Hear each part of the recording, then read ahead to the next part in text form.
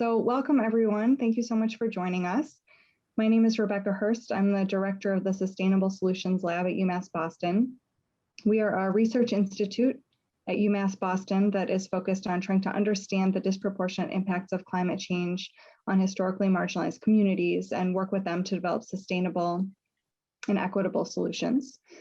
We are a partnership of 5 different colleges at the university and also the 4 racial and ethnic institutes. And I get to work with all sorts of faculty on the ways that their work intersects with racial justice and climate change. And one of the things that we've been thinking a lot about is, how can UMass Boston stand with the city? And what does it mean for us as a university, as the city's public research university, to be creative and thoughtful and reciprocal in our connections with our community partners and with neighbors. And so I'm really excited to be kicking off this series today. We have a number of different events coming up in the coming month or two, where we're really exploring some of these questions of what does reciprocity look like, and how can we ensure that as as the saying goes, to change everything, we need everyone. And so there are just so many different roles that we all play in advancing climate justice. But in order to do so well, we need to be listening to community members who are in the front lines of the climate crisis and ensuring that we're really responsive to the needs of people who are being most impacted. So for this series, we started with a number of different community organizations that we really respect and asked them, who is somebody who you have partnered with, and how has that partnership helped advance climate justice in your work? So I'm very excited about our first panel discussion. But just before we get started, I also wanted to start off today with a land acknowledgement. And I know people are zooming in from all over the country, but I am currently on the traditional homelands of the Massachusetts people, who are traditional stewards of this place and are still with us today.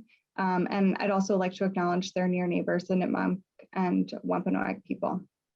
So with that, I'm gonna hand this over to Sanjay Seth, who is the Climate Ready Program Manager at the City of Boston and who has both worked in New York on some of these issues around climate resilience and is relatively,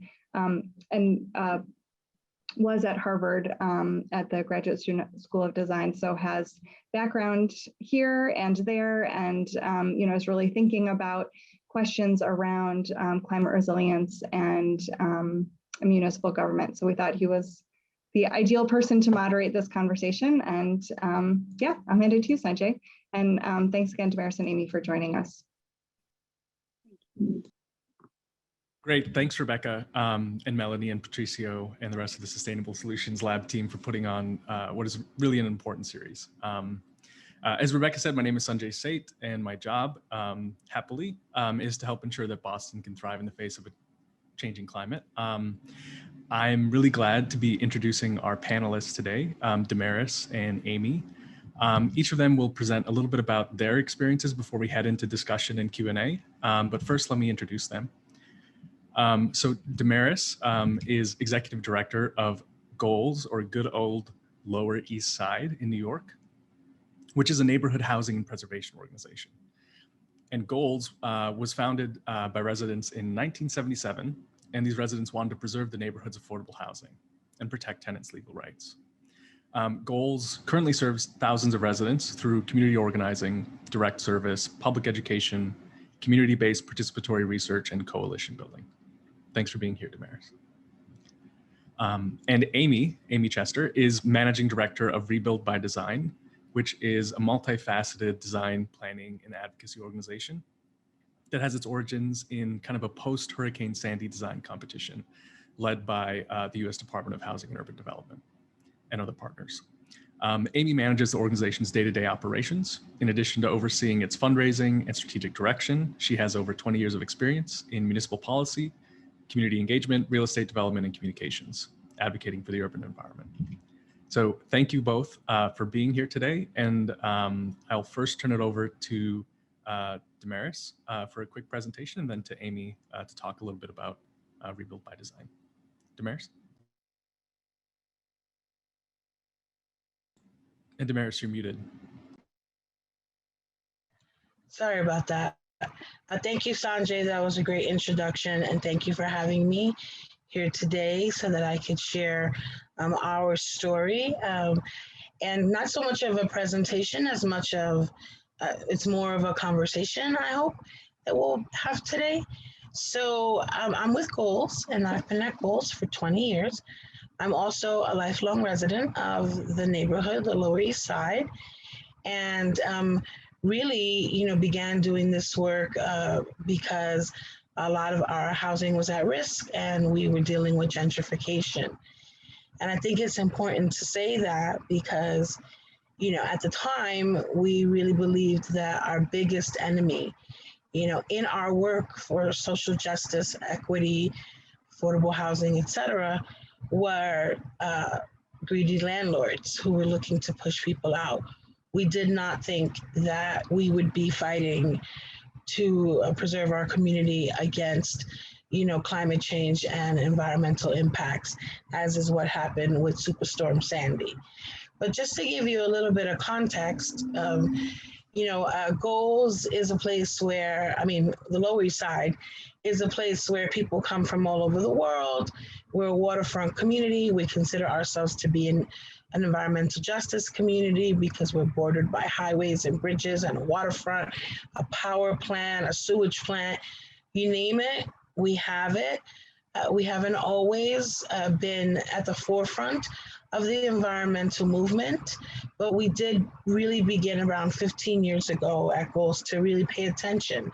Again, we did not expect that, the biggest thing we would deal with and the first thing would be a natural or a disaster, through the sea level rising and the flooding that occurred in the neighborhood, but it was so. And so in about 2012, October, as you all know, Superstorm Sandy hit the Lower East Side. We were told, evacuate, leave the neighborhood. But the previous year, we were also warned about Hurricane Irene, and a lot of what was predicted did not come to pass. So many people chose to stay. And we were flooded with about 5, 6, 7 feet of water in different places. The power went out. We are a neighborhood that is surrounded on the waterfront by tall buildings, most of which are affordable housing, public housing, Section 8. And when the storm hit, a lot of those buildings lost their power, lost their ability to have running water, to have functioning elevators. And so we knew that we were in trouble. We knew that our vulnerable, seniors and families were in trouble and that they would be trapped. And we began to do a lot of first style responder work. So we were in that mode of really accepting that this is a neighborhood now that we have to contend with, the impacts of climate change and begin to think about how do we mitigate those impacts? How do we serve our community? How do we prepare so that we never have to experience what we experienced during that time, which was, in fact, many people being without resources, a lot of community trauma, a lot of underground damage because the neighborhood itself is built on a lot of marshland and landfill. And so when the flooding happened, it wasn't just above ground, it was also below ground. Many buildings, had to deal with thousands of dollars worth of repairs to the tune of millions of dollars worth of damages in this neighborhood that weren't, clearly seen with the eye because, again, we weren't in a neighborhood that, had houses that were floating away, but we were impacted just the same. And so, we had to pivot, much as we have had to pivot now during COVID, from doing our regular housing counseling work, job readiness work, helping people, to fight against, again, greedy landlords, to becoming an organization that had to really contend with dealing with disasters and how to work on those issues moving forward. And so that'll give you a little bit of context of who we are. Most of our goals is also a membership organization, and most of our members are people who live in the frontline community, which we call it, which are public housing, Section 8, low-income folks of color that have been marginalized in this neighborhood. And that's a much longer history that I'd love to share with folks at another time.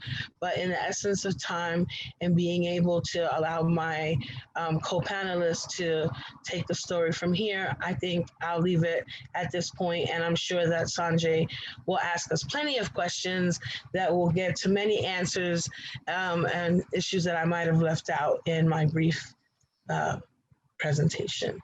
So excellent. Thank you, Damaris, for your presentation. And we'll definitely get into all sorts of questions that hopefully will help highlight some of the things you brought up in your intro. And I'll pass it over to Amy now for some additional thoughts. Thank you. And I'm gonna actually share my screen. Do a short presentation. So as Sanjay mentioned, I'm Amy. I'm the director of Rebuild by Design. Rebuild by Design does three things. We're actually an NGO. We're located in New York City at NYU's Institute for Public Knowledge. We do three things. One is large-scale design regional competitions, which is what how Damaris and I worked together previously. The second is that we work all around the world where communities and governments come to us with a problem, mostly about climate change, and we help them create collaborative processes to address that problem. And the third is research and policy. So I'm taking it from Hurricane Sandy. This is actually what Hurricane Sandy looked like as it was hitting New York. And this is how it was left.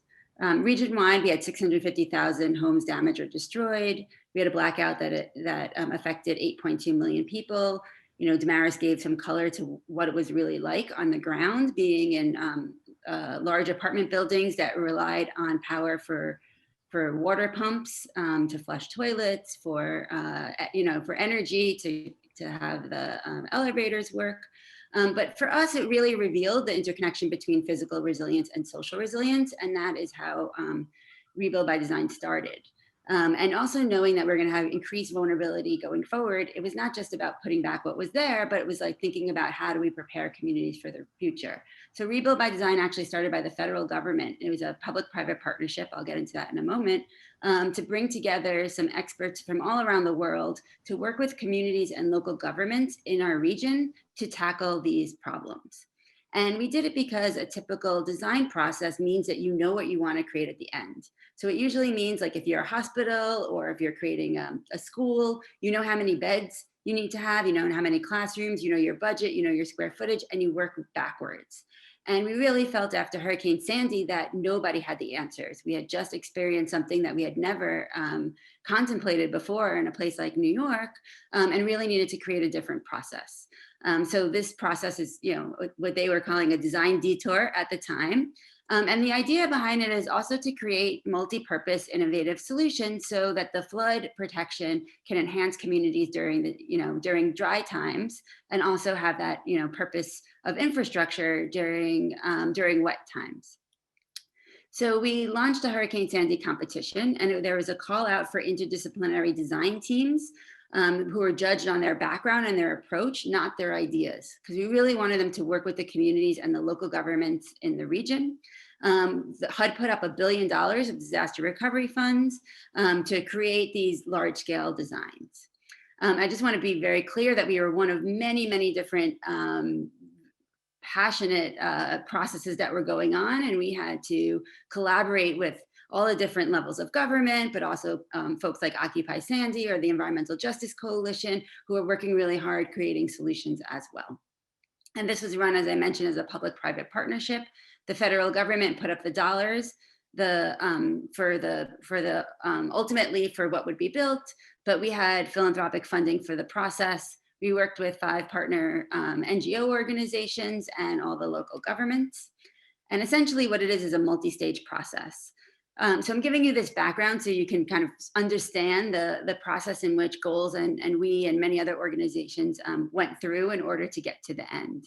So the first stage is a collaborative research stage. The second stage is a collaborative design stage. And this was really focused on the teams. So the teams were going through this process, not necessarily the community, but they were of course following along.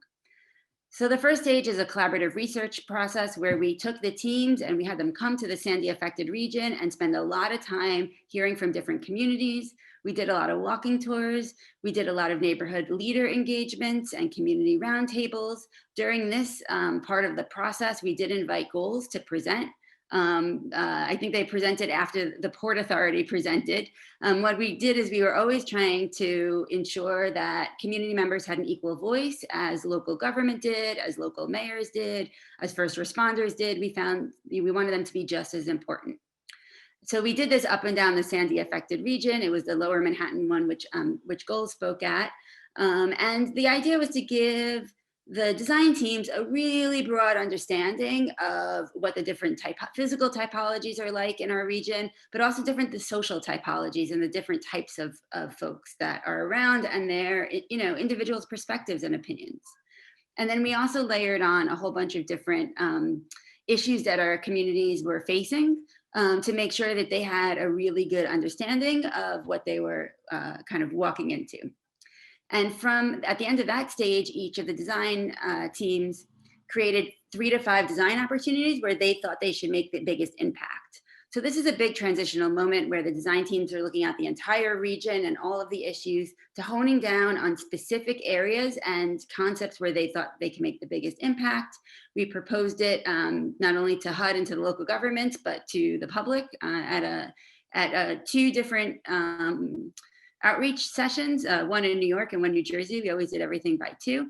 And it was this part of the process where the HUD, with input from a jury and the other federal agencies, then chose different replicable projects for each of the teams to work on.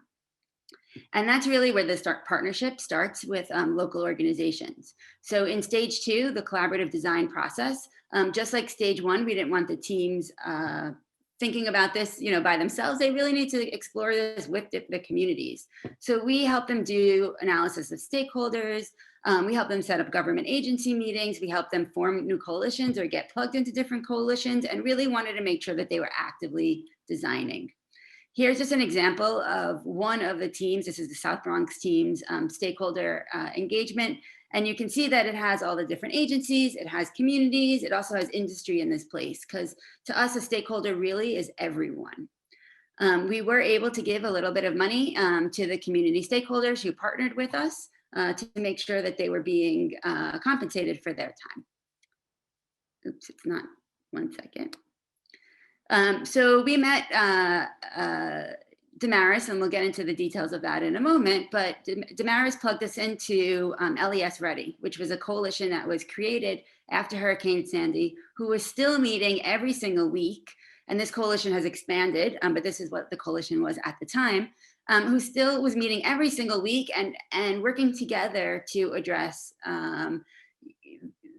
how they were going to respond long-term to climate change. So here's what it looked like in some of the kind of initial meetings where we were invited. There's Damaris, who was the chair at the time, may still be the chair.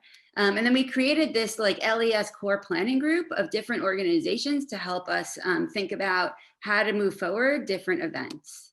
And the design team created different engagement tools so communities can really feel and be able to see it. Here is 2 different flyers for 2 rounds of public workshops. I think we did 2 rounds of public workshops in 2 different neighborhoods, the upper part of LES and the lower part. So we had 4 different workshops. And then we did a bunch of other different events. And here are just some images from that.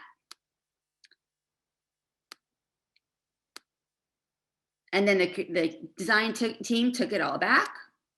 And then went back to the community, kind of iterated on the ideas and came back again and got more feedback from the community. And one other thing that I think is really important about the work that the design team did in this community is that this is a community that has had a lot of planning processes.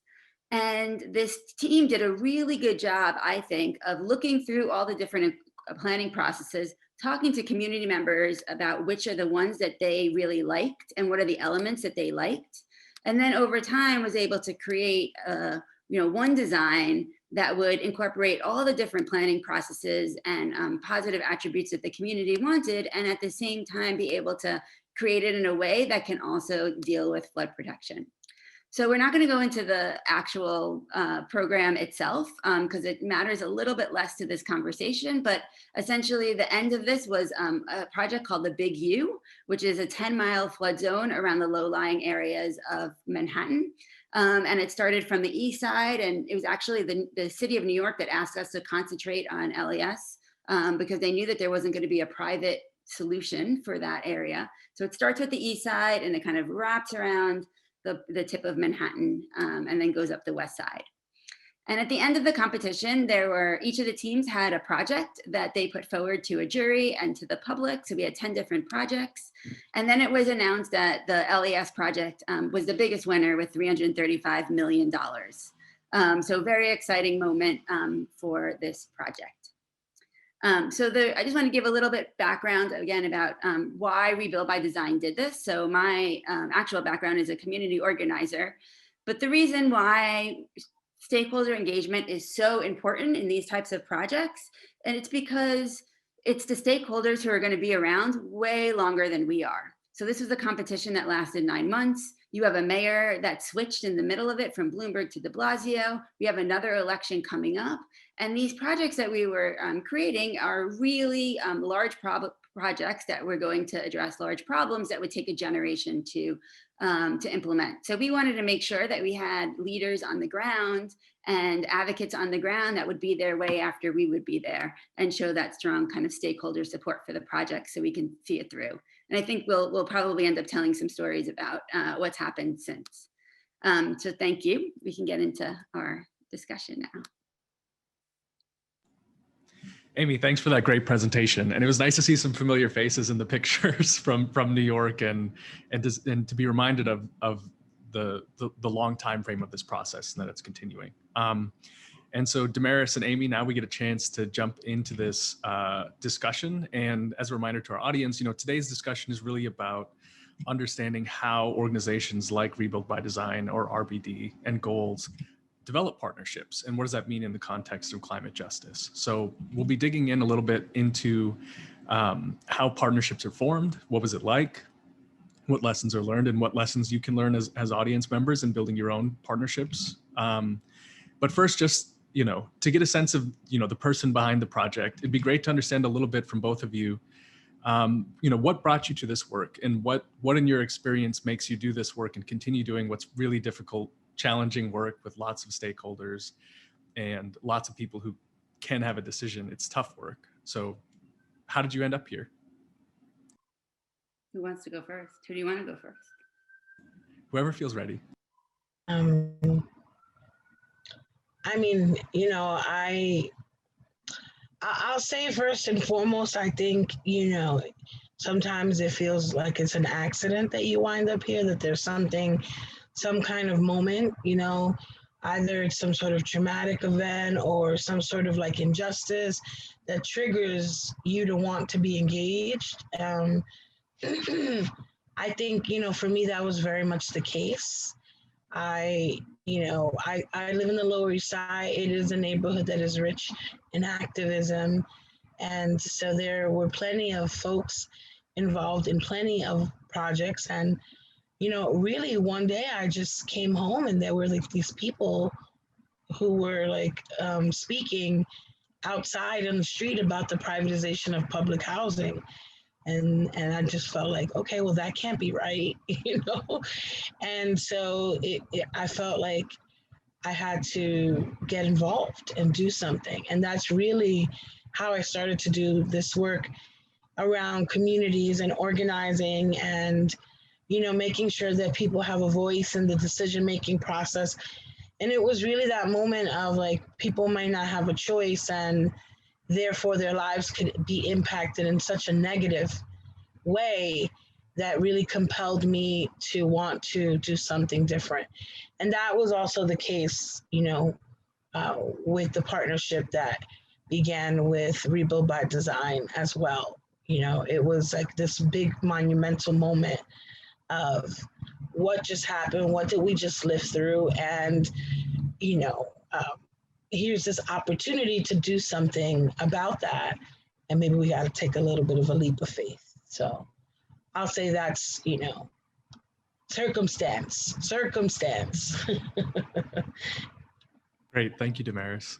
And Amy. So it's interesting. I'm trying to think back of like how it started. I didn't come from a political family, but I think in college I was just generally kind of interested in politics.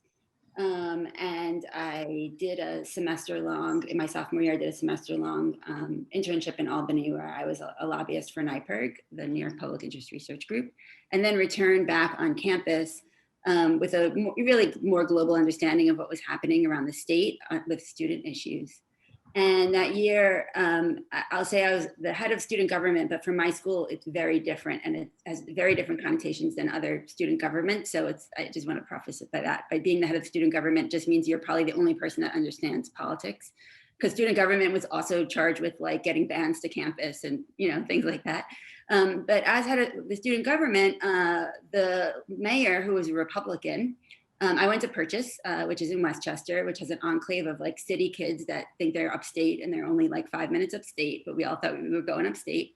And the Republican mayor of our town moved the polling polls off our campus to 2.3 miles away to silence the student vote. And yeah, it's so typical. And a lot of mayors were doing things like this, and it's outrageous. None of the students had cars. We were basically on a highway in Westchester. There's no sidewalks, you can't walk there. So in that, I did a bunch of organizing and, you know, created a march to the polls and many different things. And that was like the beginning of it. And I started to get to know our elected officials and then, you know, continued to have organizing jobs.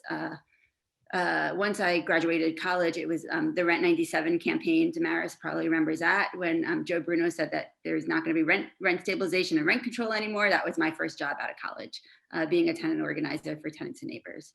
And then I evolved into being interested in government and worked in government for a while. And whatever I've done, I've always been kind of the one that has been on the cusp of like government and community trying to understand each other, like from the inside of government, trying to get the community to understand government and getting the government to understand community's needs.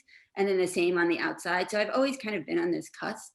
And I've been at Rebuild now for, I think, 7.5 years. And I think that, you know, it is kind of circumstance. Like, I don't know if somebody else led Rebuild, if this would be a very different organization that it would concentrated on design guidelines versus community. You know, like Rebuild was so many different things at the time. And then, you know, I stuck with it and stuck with the things that I have a passion for. So it became that, and it's become, you know, so yeah, I guess circumstance. Yeah, I mean, I hope our audience is able to reflect on, you don't need to go to school for coastal engineering or go to school for this. People come into this work just from these two examples from all sorts of backgrounds. And really find unique ways to adapt and bring it. I think, Amy, your point about would Rebuild by Design be a different organization if someone with a community organizing background didn't lead it, is a good one. And I kind of want to get into the question now of, you know, the question of the nature of the partnership and understanding specific resources. Usually good partnerships are built not just on communications, but specific resources that can form the basis of a longstanding partnership. And resources can be lots of things, right? It can be just advice, support, it can be financial, it can be other things. But let's go into that a little bit as for the partnership. What were the resources that RBD provided to Goals or Goals provided to RBD? What were the kind of, you know, the kind of foundation of the partnership in that sense? I mean, I'll go. I think that it's funny to think about it in resources because I don't really think of it in that way. I mean, I think of financial resources, absolutely. Well, but I'll just give some insight. Like what we were looking to do, we knew that the Big U was going to be in the lower Manhattan. The city, I don't remember if it was before or after we went to talk to Damaris that the city wanted us to concentrate on Lower East Side. I actually don't remember the order. But, you know, what I knew we had was access to a lot of money that could be really helpful to communities. And I wanted community members to understand that and like play a role in that and shape it. So resources that I was bringing is, here's your opportunity to do something really awesome after Hurricane Sandy, which was a really horrible experience for our neighborhood. We did offer each of the teams $25,000 to spend on community organizations or whatever they saw fit. They could spend it on translators or food at meetings and things like that.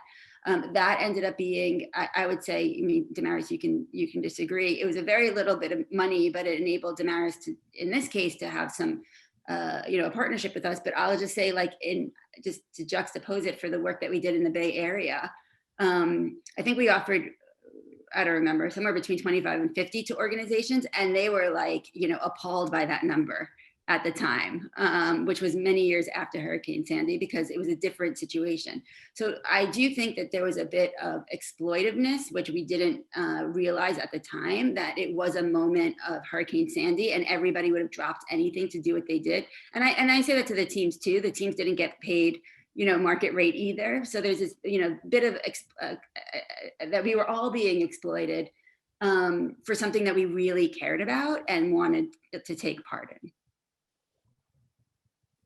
That's really helpful, Amy. And Damaris?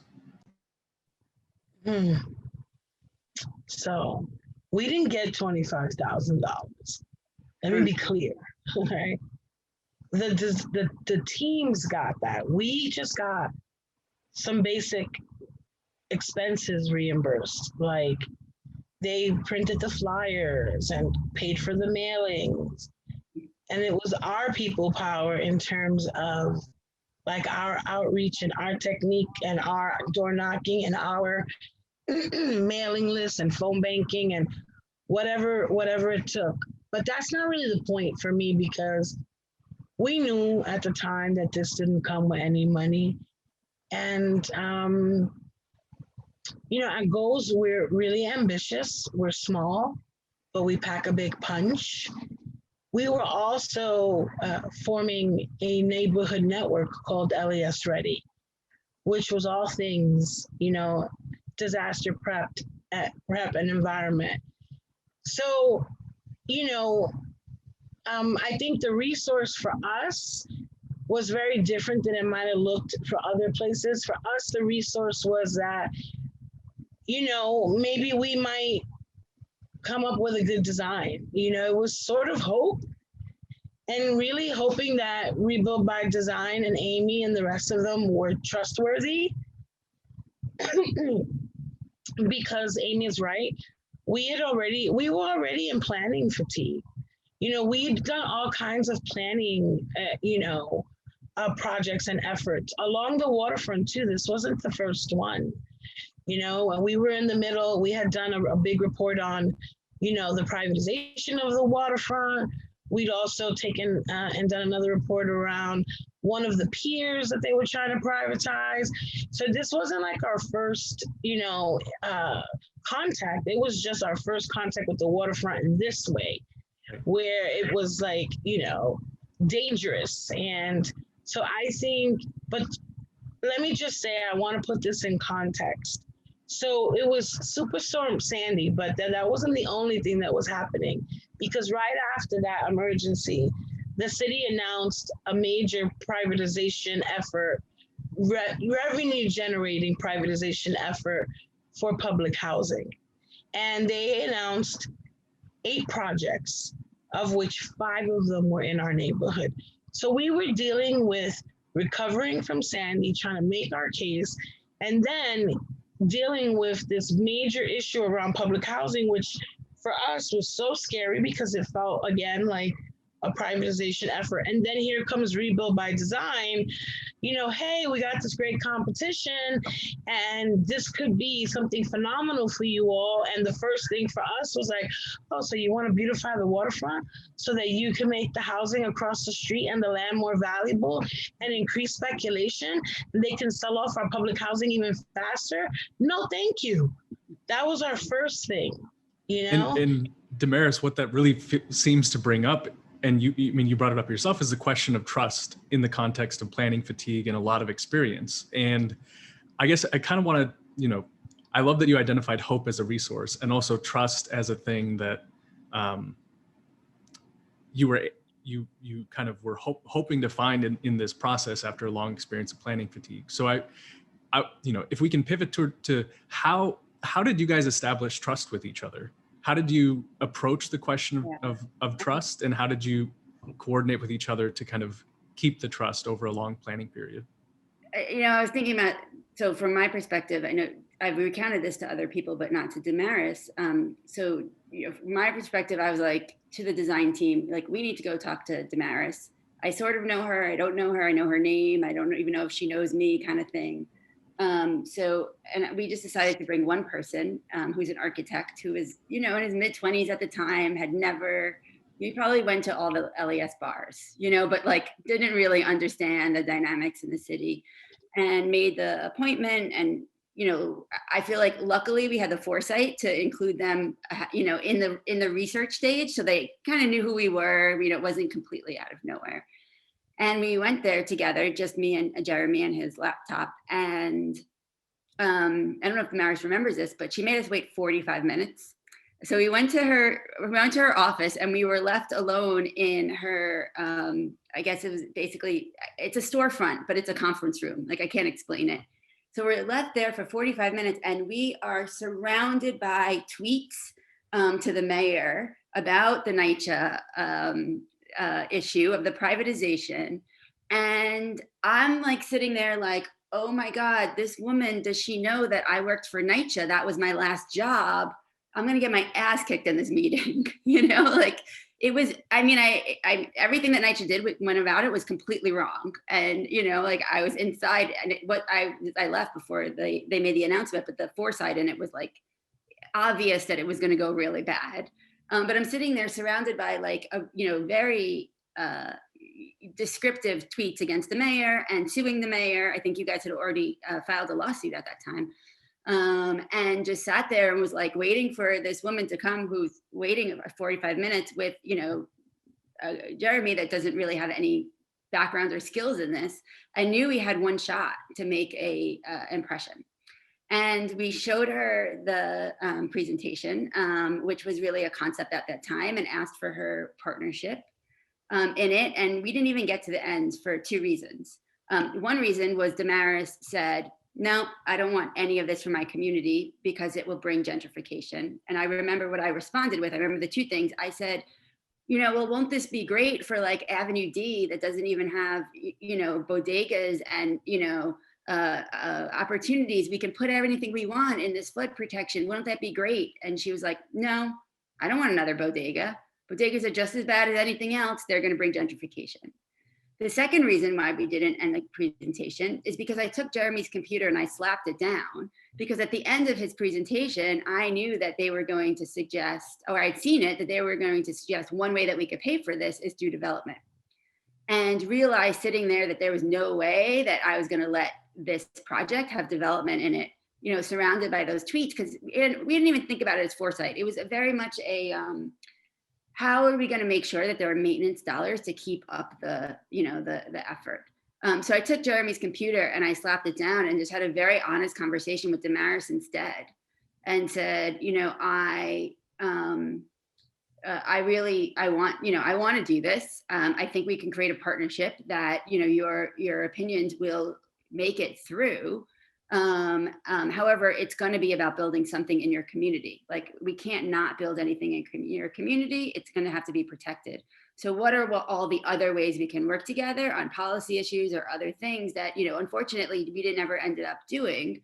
And I have a lot of regrets around that for many reasons. But I said, what are the other ways that we can make sure that this is for your community and not for the other people? And that's where we started kind of having a very serious conversation about it. Yeah, I think that's really helpful, Amy, to understand how you kind of adapted in the meeting and how you kind of adapted over the time of the project. And Damaris, you shared a little bit about, you're in the context of, core public housing in your community being questioned post Sandy, planning fatigue. Why did you choose to trust this process, or how did you build trust and verify trust through this process? So we built trust slowly. It was not automatic, and it did not all happen within any particular time frame. The trust, I think, was built over time as we began to see the outcome of our partnership. Before that, the honest truth is that it was hope, a leap of faith. And I was really, praying that Amy didn't put me in a position where we would have to fight. And that's the truth. Praying that the design team and HUD wasn't going to screw this up and put me in a position where we were going to have to fight, because that wasn't my intention either. Now, you have to understand that at the time, even though we'd come off of all this trauma and, we were still dealing with a lot of stuff, in a lot of ways, while I felt powerless, I also felt like we had all the power. And the reason that I felt that way was that after Sandy, I knew that we were going to have to fight as a community to get our share of resources, because we're Manhattan and they say Manhattan gets everything. And then also most of our damage was underground and it wasn't visible in the same way as you would see in other neighborhoods like Coney Island and the Far Rockaways and in some places in Jersey. So I knew, and we began to form our network, LES Ready. And in that network were, many heavy hitters. We are a small organization, but we had settlement houses with 300 staff that have, really, far broad reach. And so I said to myself, after I told them, well, what are you going to do? You're going to come here. This is going to build, build this. It's going to beautify, even though it's about flood protection, it's going to beautify the neighborhood. It's going to make the land right across the street, more desirable, increase more speculation. But then I had this other moment of, wait a minute, if we could join forces and get them to include part of that land that they are looking to include, because at this point we were already fighting the city who was trying to come in and build on our public housing. By the way, luxury housing they were trying to build on our public housing in the areas that they felt were underutilized land, like parking lots and playgrounds, which, as a resident, if they think that's underutilized, but that's neither here nor there, right? So what occurred to me was that if we could make some sort of project that would take the land right across and put it together as part of the flood protection process, that in some ways we could also protect the land from speculation and development, because sometimes also there's federal money that when you spend it, then you can't go build and just, dispose of the land. So even though I wasn't exactly sure how, I knew that that could be an avenue. I mean, needless to say, that didn't quite happen afterwards, but, that was one of the reasons that it was like this moment of, well, maybe I could turn this kind of weird, here they come for us again moment into something positive that could really yield some positive results.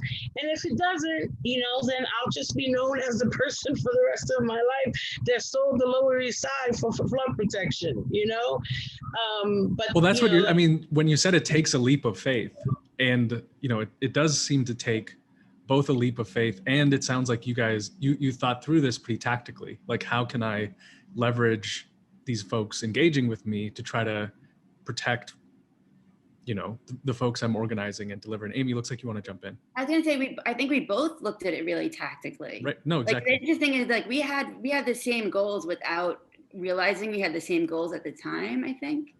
Like, I wanted to create something that would be amazing for the residents there.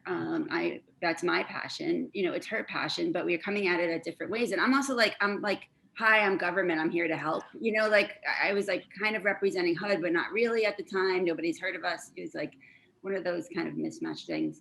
But Damaris never gave us her trust. Like, Damaris gave little bits of trust, but we always knew that we had to perform. I don't know if there's a better word for that, or like keep up our side of the bargain, or it's over. And when the team, we had a jury day where all the teams, each of the teams got to present to the Secretary of HUD at the time, Sean Donovan, and the jury of their partnership. And, you know, we would basically say to each of the teams, bring whoever you want. This team brought a lot of people from Lower East Side.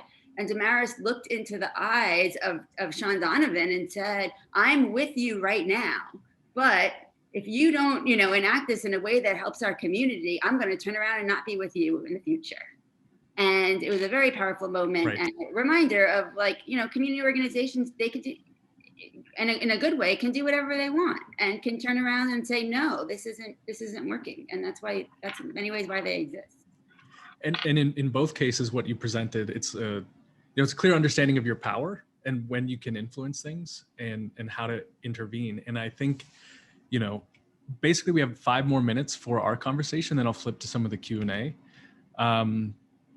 But, you know, the things that you've been bringing up around kind of incremental trust, kind of like building over time, understanding boundaries of like where to go or not go, different interests.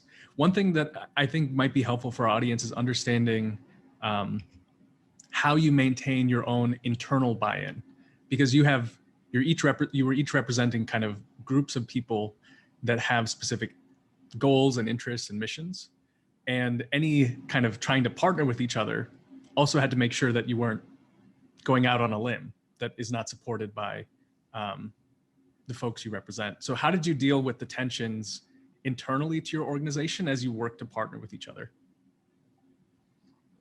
I mean, internally to our organization, it's, go ahead, Tamara. Well, I mean, I think I was going to say that what I'd like to say is, not only did I not give them my trust automatically, but then I had to maintain and gain the trust of the community and our local organizational partners. Right. I had to be the one who went and said, I think this is a project worth partnering on, worth pursuing.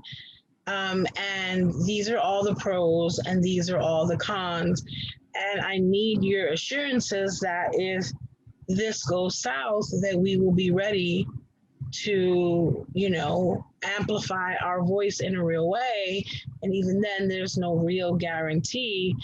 And let me also just say, you know, that for community organizations that represent people of color, you know, it takes an enormous lift to show our power, an enormous lift.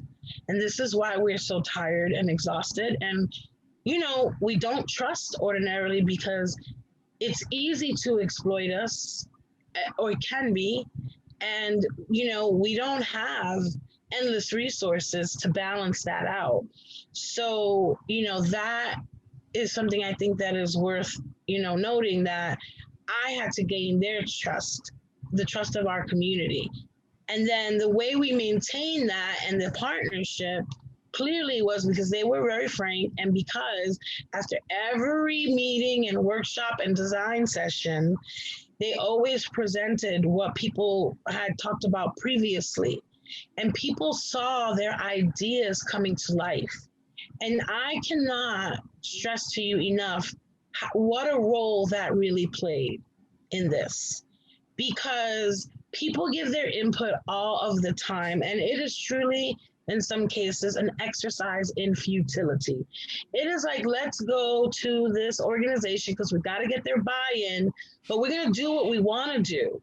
And that's often what happens. And you wind up in a tug of war with the agency, because the city agencies don't generally, city and state agencies don't generally partner with organizations or see those partnerships as being fundamentally valuable.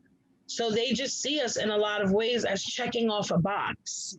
Like, we did our due diligence. Nobody can say we didn't go to the community, but it was that they kept showing us that they heard us, and they kept presenting us with different iterations of what that looked like. And so in the end, the people I was accountable to felt that they were happy with what they saw. And so that is ultimately, I think, what led to everything in the end, even my ability to go to the jury and talk to them from my heart, you know, and truly say this has been a community design driven process. We have had an excellent partnership. So far, my community has been through fatigue, but this is something that they see, that they want, that they so badly want to win, and are ready to do what it takes, and are also ready to walk away if it doesn't work the way it needs to. And I think that experience and sharing that is ultimately what got us, you know, to that place. You know, what's happening now is a whole nother story, you know, because now there's a lot of contention around the plan, but that's another conversation. Maybe you'll invite us back. I just want to add, like, for us, I completely agree. It was in our design of our process that we required the teams to go out into the community and get their feedback. And then we required the teams to continuously go back to the community and show how they've incorporated the feedback. So the teams weren't going to win if they did not do that. I want to say that, like, dealing with art on our side internally, the teams are fine, but we put ourselves in between the city and goals. And that was really the, like, hard thing to navigate, but it worked out very well in the structure of our process, because the design teams were listening to both sides and trying to find, like, the win-win. So we'd be able to go to the city and we'd be like, nope, the community won't go for that. We can easily tell the community, the city won't go for it when they know. So what we were really trying to do is create the thing that everybody, you know, could stand behind.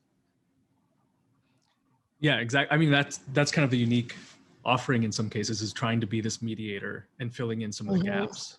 And that helps, you know, community organizations not feel like they're going out on a limb, because you're being responsive and you're kind of demonstrating that you're listening, and also to the city that you're clearly stating kind of what's possible in the context. You know, for our last question before we flip to Q&A, just quickly, maybe 30 seconds, a minute, you know, what advice do you have for folks who might want to be trying some of these partnerships in their own community? You know, finding these moments. It's not every day that HUD creates $1 billion disaster competition that can kind of seed interest and help, you know, people are willing to take the risk because they think there's possibility. But how can people, what advice do you have for communities in the US who might be looking at these kinds of partnerships? I'll go. I think it's just listen. You have to listen. Most people, when they do community outreach, they're not there to listen. Most governments have already made their decision. It happens all the time. You know, we created Rebuild by Design to be a unique process that listens. It's honestly that simple, in my view.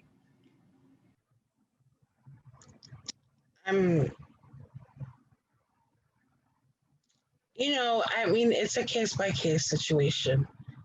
I'd say, you know, as community organizations, the same way that Rebuild by Design was sort of the intermediary or middleman or buffer, middlewoman or buffer between the city and goals, we were that between our community and Rebuild by Design and the city. And we play very similar role. And I don't know. I mean, I think every situation is different. You know, it really truly is, until we are at a place where other entities, not just other partners, but, you know, in government, see that communities' voice and input. We are experts in our own right. We know our communities. We know our needs. We know the trouble and the issues that we're going through. And until there is a true recognition that you cannot build, you know, equitable cities and address all of the challenges that we face without truly engaging community in real, true partnerships with equal resources, then that'll be a challenge. I think we see ourselves moving towards some of that now, where more and more I'm seeing government, you know, look to community as a resource or as a necessary partner. I don't know that we've changed the hearts and minds of every bureaucrat and how this all happens. You know, they have their own constraints, you know, of time and spending, and that doesn't always work with, you know, a community process. And there's not always enough time to pre-plan so you can have time to do all kinds of stuff. So people got to move quickly, and sometimes decisions are made that leave us out.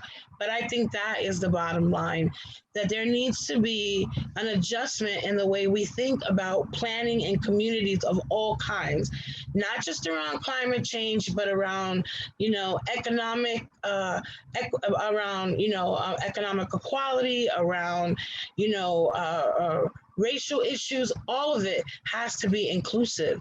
Otherwise, it will always tilt to one way, and we will always be in this place. That is what I think. Excellent. Thank you, Damaris and Amy, for an excellent conversation. And I know we have more questions than we have time, but one question I see from Hannah Pearls relates to some of the themes that came out of this around how do organizations address consultation fatigue, given that, you know, maybe there's an infrastructure bill coming out, there might be many more projects coming on board. Thinking ahead, what lessons can we draw from these partnerships in terms of thinking about really effective consultation that fits within people's kind of, you know, what they can offer and in a way that is equitable?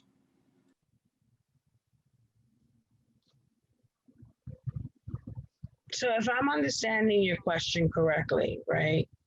We're talking about with the assumption that the, you know, government and all the new, you know, all different efforts that are coming down the pipeline are going to be reaching out to community more and more. I can't even imagine what that could look like, because we're, you know, pretty tapped and stretched as it is. I mean, it's already a challenge. I think, though, that if you can show the results of those sorts of moments, that you might get a different response. I think the fatigue, it does come from people having to go to meetings that they don't always understand the content, or that, you know, it's not, you know, you're going to a meeting at 6, you still got to go home and cook dinner for your family, you know, all the challenges of day-to-day life. I do think, though, if people saw the fruit of their work, that they might respond differently. And that was what was so great about this process, that not only were people seeing their feedback and input in design, but then we actually won some money to make something happen.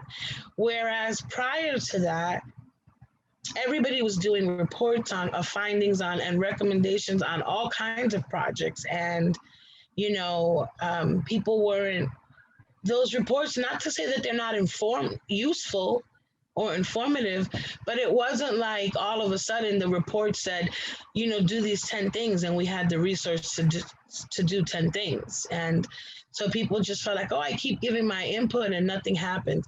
When they see their work, when they see it and it's tangible, I think people respond differently. Thank you. And we'll close out in just a sec, but Amy, any thoughts on that question before we close out?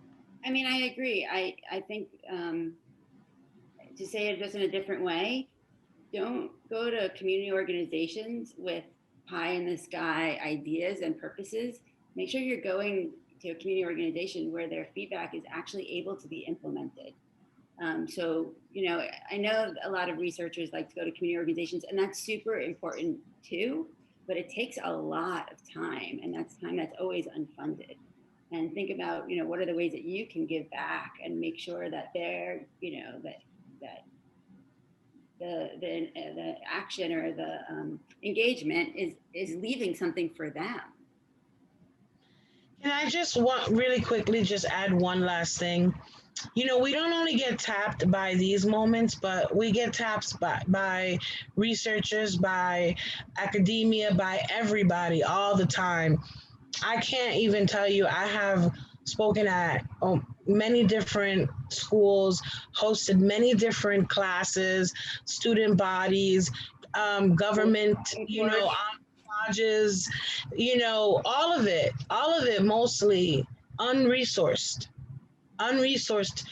And, I fielded so many requests from journalists and student journalists that we actually had to implement a rule and say, we're only going to do this many interviews or this many presentations, because after that, it really is just tapping into our limited resources.